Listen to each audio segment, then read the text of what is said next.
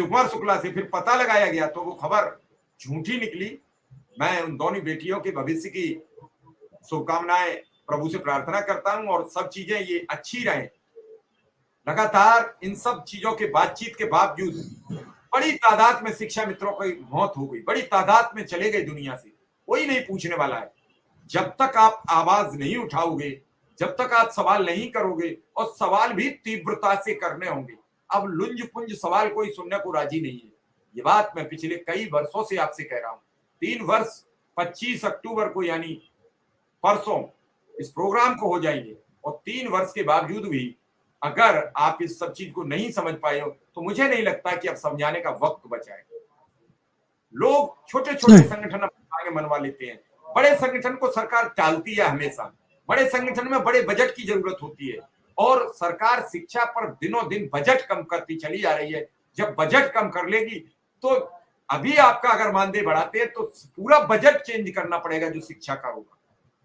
और इसीलिए वित्त मंत्री, वित्त सचिव सब कहकर सरकार को उल्टा भ्रमित कर देते हैं कि ये बजट कहां से आएगा।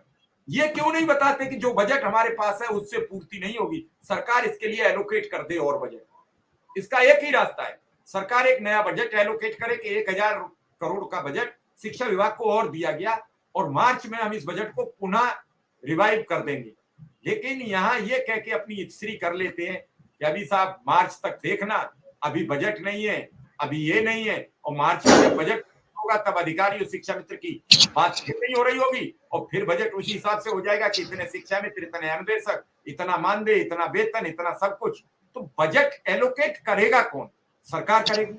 इसे अनुदेशक और शिक्षा मित्र तो कर नहीं सकता। तो बजट का रोना कब तक रोया जाएगा? क्योंकि उत्तर प्रदेश की सरकार बजट को लेकर बड़ी लंबी लंबी ढींगे हाँकती है। या तो वो ढींगे हाँकना बंद करो, या ढींगे हाँकते हो कि हमने 6 गुना, 5 गुना, 4 गुना बजट कर दिया, तो फिर बजट के लेकर या इसको लेकर ये रोक टोक क्यों होती है? सरकार के पास तो सारे ऑप्शन है, कभी भी अंतरिम बजट लगा दो, कभी भी अंतरिम ऐलान कर दो। अरे ये ऐलान कर सकते हो कि अभी हम फिलहाल मौजूदा सत्र के लिए ये बजट एलोकेट करते हैं, जिसे अंतरिम बजट कहा जाता है, और बाद में इस बजट को जब मार्च में हम बजट प्रस्तुत करेंगे तब हम इसे बजट को प्रस्तुत कर देंगे, बजट में बजट विभाग को दे देंगे। लेकिन चर्चा कौन करेगा? अधिकारी। चर्चा कौन करेगा? विभागीय मंत्री। इन सब पर बातचीत समझाते वक्त करिए तो शायद कोई रास्ता निकले। उदय सिंह कुछ कहना चाह रहे हैं तो फिर मैं बात विक्रम सिंह के पास पहुंचू। जी सर, मैं ये कह रहा हूं कि इस तरह की जो घटनाएं हैं जो कल बहन जी और निदेशक और शिक्षा मंत्री के साथ हुई, वो बड़ी विभत्स थी। और वो आज 9 सेकंड का एक वीडियो मिला है, दोनों बहनें सड़क के एक इस पार और एक उस पार मरणासन स्थिति में पड़ी थी, उनकी सांसें चल रही थी, लेकिन वो कुछ समय की मेहमान थी और वो शायद 10-5 मिनट के बाद में उनका स्वर्गवास हो गया।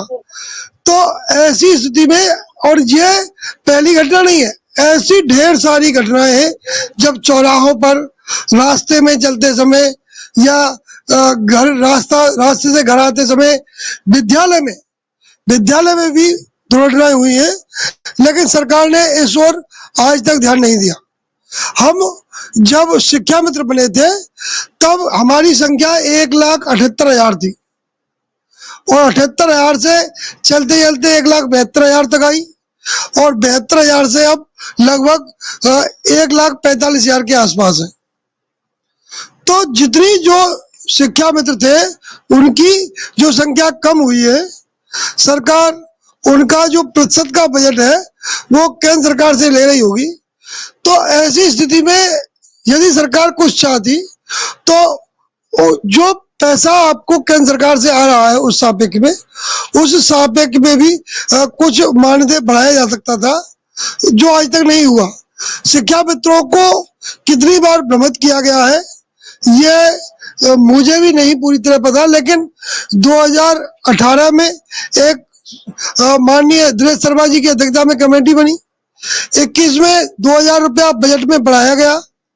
अभी पिछले चुनावों से पहले हमारी पूरी टीम, प्राथमिक शिक्षा मित्र संघ की पूरी टीम आचार संहिता लगने के 10 मिनट पहले तक ये कहती रही कि बस अब आपकी फाइल होने वाली है, अब होने वाली है, अब सिग्नेचर होने वाले हैं और होते होते उसका पूरा समय निकल गया और आचार संहिता लग गई। वही स्थिति इस समय हुई। अब भी जिस दिन आचार संहिता लगी